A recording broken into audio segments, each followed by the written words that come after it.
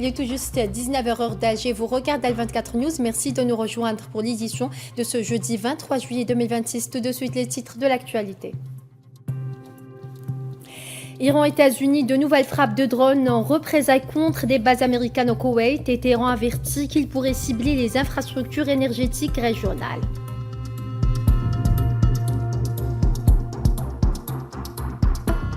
Algérie, le président algérien Abdelmadjid Tebboune salue hautement l'action héroïque des femmes et des hommes de la protection civile algérienne pour l'extinction des feux de forêt dans le pays.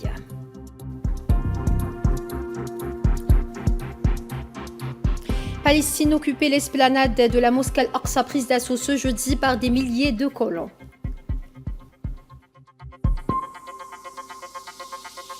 Et puis direction ce soir l'Albanie, affrontement entre la police et les manifestants sur le projet du complexe touristique de Kuchner.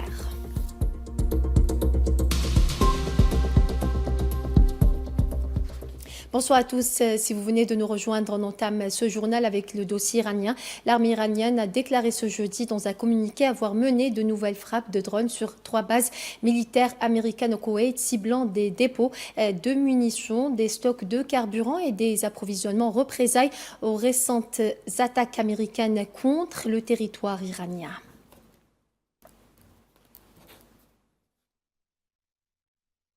L'armée koweïtienne a déclaré que le poste frontière d'Abdali avec l'Irak avait été touché par une attaque de drone jeudi 23 juillet, causant des dégâts matériels, mais aucune victime n'a été enregistrée. Des images diffusées sur les réseaux sociaux montraient de la fumée s'élevant dans la région.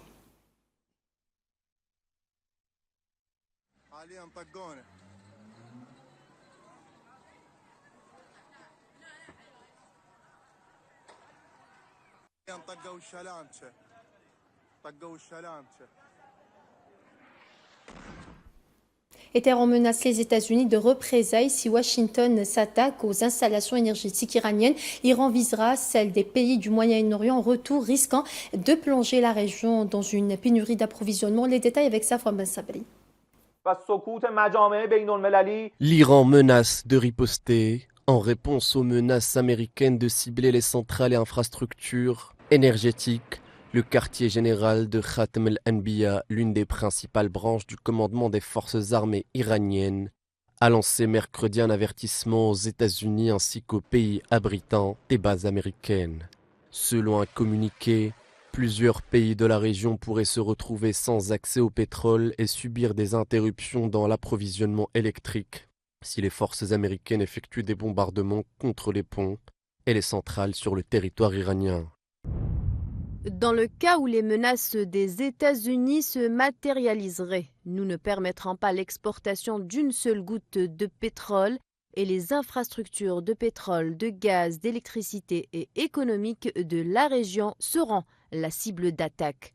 Les menaces répétées des États-Unis n'auront pour résultat que l'expansion de la guerre dans la région et même au-delà. Le président américain avait menacé de détruire un pont ou une centrale électrique en Iran, y compris à Téhéran et ses environs, pour chaque nouvelle attaque iranienne contre un navire dans le détroit d'Ormuz. Donald Trump a également averti qu'il tiendrait l'Iran pour responsable des opérations menées par les Houthis après l'attaque de 2 pétroliers saoudiens en mer Rouge. De son côté, le chef de la diplomatie iranienne Abbas Araghchi a rappelé que la doctrine de défense de Téhéran reposait sur la loi du talion. Toute agression contre l'Iran, y compris contre une infrastructure, entraînera une réponse puissante et décisive. Il a par ailleurs mis dans le même sac les États-Unis et ceux qui permettent les attaques contre la République islamique d'Iran. Le secrétaire d'État américain Mark Rubio a accusé l'Iran de violer systématiquement ses engagements et de rompre les accords presque immédiatement après les avoir signés.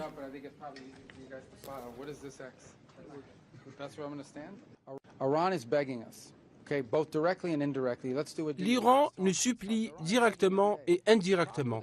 Faisons un accord parlons-en. L'Iran nous supplie chaque jour. Le problème avec l'Iran, c'est que chaque fois qu'un accord est conclu, ceux qui sont au pouvoir le rompent ou veulent le modifier. On dirait donc qu'ils ne sont pas prêts à négocier. Ils vont donc continuer à en payer le prix et chaque soir, ce prix augmente. C'est ce qui se passe actuellement. Et jusqu'à ce que peut-être que dans quelques jours, ils seront prêts à négocier. Une fois qu'ils auront compris que ce n'est pas une proposition gagnante pour eux, et c'est ce que le président explique, cela va continuer et ça ne peut pas continuer ainsi. Le prix continuera d'augmenter chaque soir jusqu'à ce qu'ils reviennent à la raison.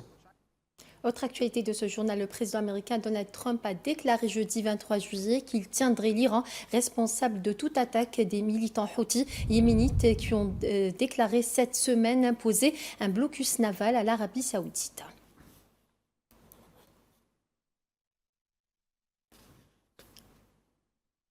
En Algérie, le président de la République algérienne Abdelmadjid Tebboune a salué hautement mercredi soir l'action héroïque des femmes et des hommes de la protection civile algérienne pour l'extinction des feux de forêt qui touchent certaines régions du pays.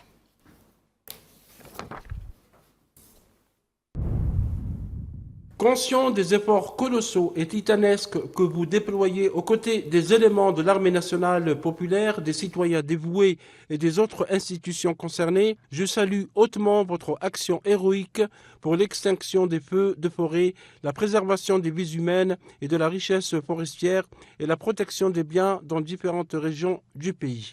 Je vous adresse avec fierté et honneur, en mon nom personnel, au nom du peuple et des institutions de la République, mes plus hautes expressions de gratitude et je m'engage à ce que vos efforts acharnés ne soient pas vains après la maîtrise définitive des incendies, si Dieu le veut. En attendant de vous rencontrer, je vous réitère toute ma considération et mes encouragements. Vive l'Algérie!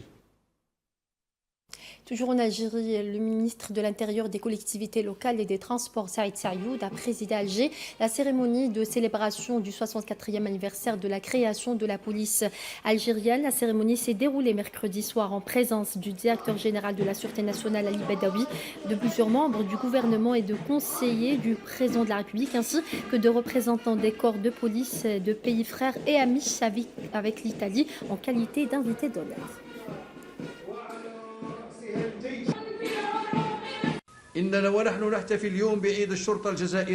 En célébrant aujourd'hui la fête nationale de la police, nous sommes particulièrement fiers d'évoquer la transformation qualitative qu'a connue l'institution de la police, laquelle a su consolider sa position en tant qu'appareil sécuritaire moderne qui rassemble l'expérience du terrain, la formation scientifique et la spécialisation pointue. La police algérienne a atteint des niveaux honorables de professionnalisme grâce à la vision stratégique adaptée par son commandement et aux compétences humaines qu'elle recèle, en plus du soutien continu qu'elle reçoit de l'État.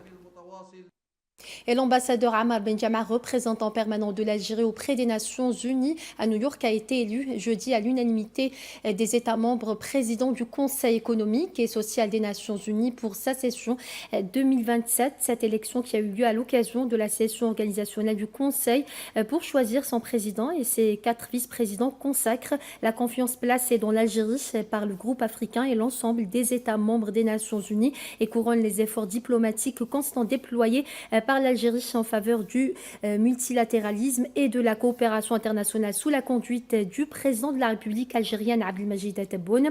Suite à cette élection, plusieurs délégations de pays membres et non membres du Conseil ont pris la parole pour féliciter l'ambassadeur Ammar Benjama pour son élection méritée et ont exprimé plein soutien à la présidence algérienne de cet organe onusien.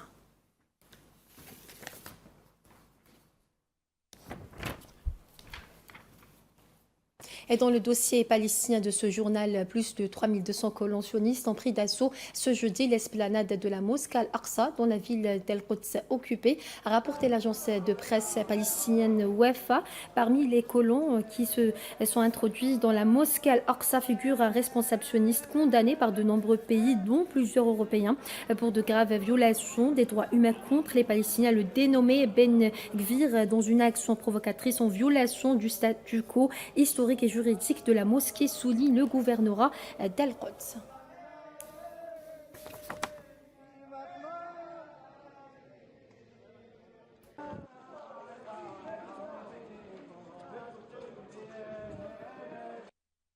Et les images d'attaques par des colons sionistes de la mosquée Al-Aqsa al-Quds occupée suscitent une vague de condamnation dans le monde arabe et musulman et ravivent les inquiétudes autour du statut de ce lieu saint de l'islam. Les détails avec Naïla Hamouda. Une nouvelle fois, l'esplanade de la mosquée Al-Aqsa est devenue le théâtre d'une démonstration de force politique. Plus de 3200 colons ont pris d'assaut l'enceinte de la mosquée sous une importante protection des forces sionistes. En tête de file, Itamar Ben-Gvir, le ministre qui sème la haine et dont la présence a suscité une grande colère des Palestiniens. Selon le gouvernorat palestinien d'Al-Quds occupé, des responsables sionistes et des groupes de colons ont accompli des rituels talmudiques dans la cour de la mosquée et certains ont hissé le drapeau sioniste. Un geste qualifié de provocation et de violation du statut historique et juridique du troisième lieu saint de l'islam. Pour les Palestiniens, Al-Aqsa n'est pas seulement un lieu de culte, c'est un symbole de leur identité, de leur histoire et de leur attachement à Al-Quds est occupé. Le gouvernorat d'Al-Quds occupé dénonce également une mesure inédite et dangereuse, l'installation par l'entité sioniste d'un abri destiné à accueillir les colons à l'intérieur même de l'esplanade. Pour les autorités palestiniennes, cette initiative s'inscrit dans une stratégie visant à renforcer progressivement le contrôle sioniste sur certaines parties d'Al-Aqsa. En termes plus clairs, instaurer la judaïsation d'Al-Aqsa, notamment dans sa partie orientale, et à modifier le statu quo historique qui régit les lieux saints d'Al-Quds occupé. Au-delà de l'événement lui-même, cette énième incursion relance une question fondamentale. Jusqu'où ira l'escalade autour d'Al-Aqsa? Chaque apparition de l'extrémiste Ben-Gvir sur ce site revêt une dimension politique qui dépasse largement le cadre prétexté religieux. Pour les Palestiniens, il s'agit d'une provocation de plus, vécue comme une humiliation et une remise en cause de leurs droits sur l'un de leurs lieux les plus sacrés. Ces images viennent comme un coup de grâce au moment où les Palestiniens vivent les humiliations dans les territoires occupés. Elles interviennent dans un contexte déjà marqué par le génocide toujours en cours à Gaza, l'intensification des opérations militaires sionistes en Cisjordanie occupée et l'augmentation des violences des colons contre les Palestiniens. Ces derniers ont même osé organiser des marches pour réoccuper Gaza, appelée cyniquement la marche du retour. Et les forces d'occupation continuent d'imposer des mesures strictes aux portes d'Al-Aqsa et aux abords de la vieille ville d'Al-Quds, déployant un important dispositif dans les cours de la mosquée et empêchant les fidèles d'y accéder. Regardez. Nous étions en train de prier et nous étions dans la deuxième rak'a lorsque la police israélienne nous a chargés et nous a battus. Dieu nous suffit et il est le meilleur pour nous défendre contre eux. Et le ministère palestinien des Affaires religieuses et des Waqf a condamné l'assaut mené jeudi contre la mosquée Al-Aqsa par des hauts responsables sionistes et de centaines de colons sous la protection renforcée des forces d'occupation. Le ministère palestinien a déclaré dans un communiqué que cette incursion constitue une violation flagrante du caractère sacré des lieux saints islamiques et une grave atteinte au statu quo historique et juridique de la mosquée Al-Aqsa.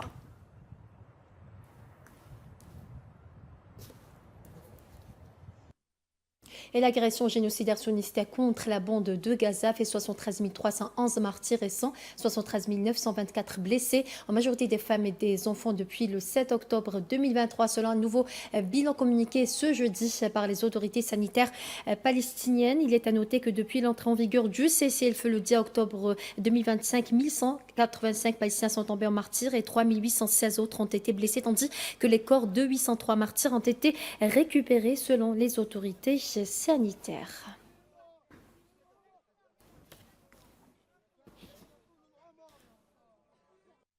Au moins 31 Palestiniens ont été arrêtés ce jeudi en Cisjordanie occupée par les forces d'occupation sionistes, a indiqué le bureau d'information des prisonniers palestiniens. Dans un communiqué relayé par des médias palestiniens, le bureau a précisé que 31 arrestations ont eu lieu principalement dans les gouvernorats de Qalqalia, Beit Lahm, Tulqaram, Nablus et Jenin. Il a rappelé que le nombre palestinien détenus dans les prisons de l'occupation sioniste a dépassé 9500, dont 99 femmes, 42 journalistes et plus de 360 enfants.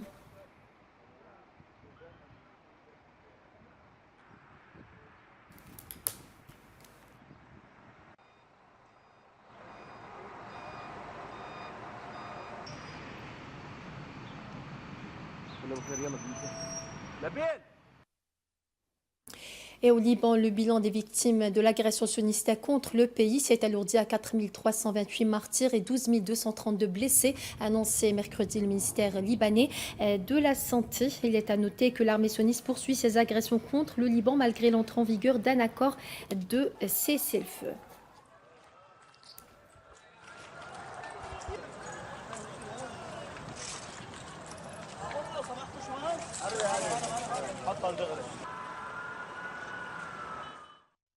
Le président iranien Massoud Pezeshkian a reçu ce jeudi le premier ministre irakien Ali Azzaidi à Téhéran, marquant une étape clé dans le renforcement de leurs relations bilatérales. Les dirigeants ont abordé la coopération politique, économique et énergétique, aboutissant à la signature d'accords portant notamment sur des infrastructures ferroviaires et l'administration publique.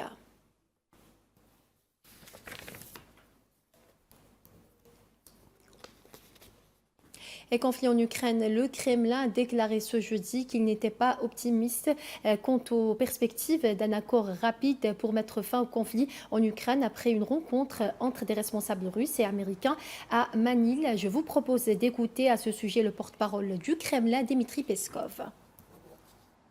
Je ne serai pas trop optimiste dans cette situation. Certes, des contacts ont eu lieu et c'est toujours positif. Cependant, il est trop tôt pour parler d'une nouvelle dynamique ou d'une accélération soudaine. Nous poursuivons notre dialogue avec les Américains par le biais des canaux de travail existants et nous espérons que lorsque les négociateurs américains seront plus disponibles, nous pourrons reprendre les contacts directs. Ils pourront venir à Moscou et poursuivre notre dialogue. Autre information de ce journal, la société Google a été condamnée à une amende totale de 890 millions d'euros jeudi 23 juillet pour avoir enfreint les règles de l'Union européenne visant à freiner le pouvoir des grandes entreprises technologiques, a indiqué la Commission européenne.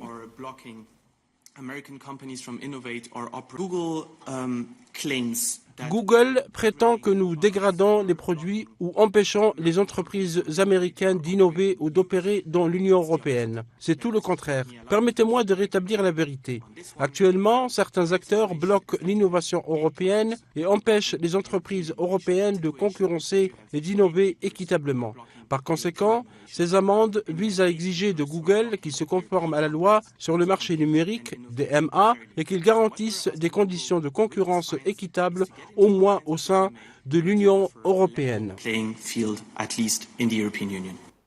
En Albanie, la police a dispersé ce jeudi 23 juillet les manifestants dans la dernière vague de contestation déclenchée par les projets de Jared Kushner, conseiller du président américain Donald Trump, de construire un complexe touristique de plusieurs milliards de dollars dans ce pays. Regardez.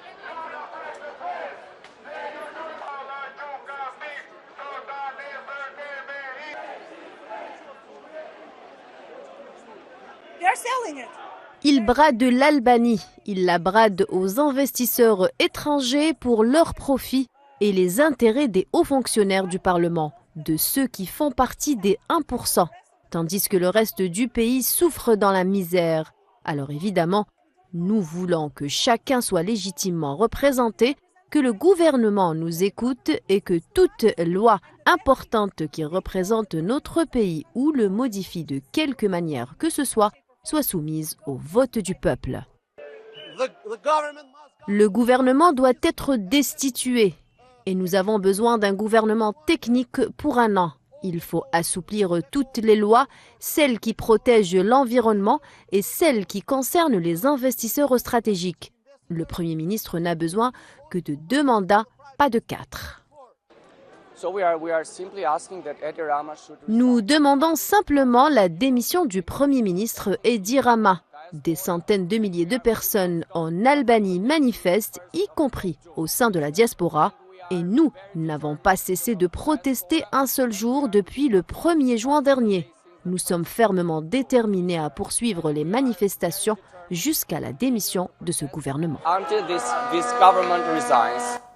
Et en Inde, le gouvernement indien a exhorté jeudi 23 juillet les étudiants manifestants à engager un dialogue sur les fuites des sujets d'examen, alors que les manifestants se sont rassemblés sur le site de la manifestation à New Delhi, entourés de la garde par le personnel de sécurité.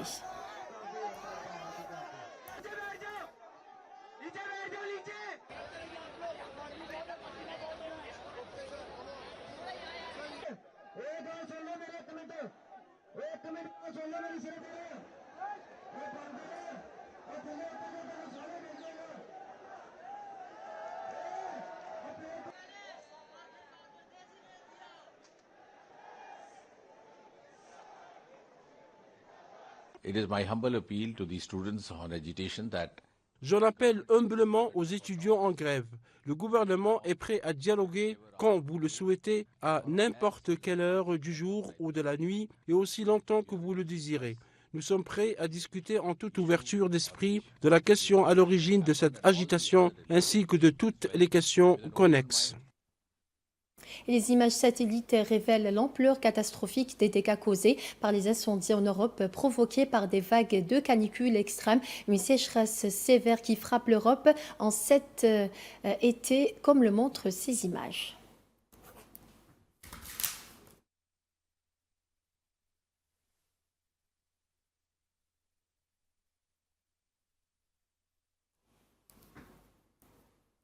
Et voilà, c'est ainsi que s'achève ce journal. Merci à vous de votre fidélité. Excellente suite des programmes sur Al24 News et à demain.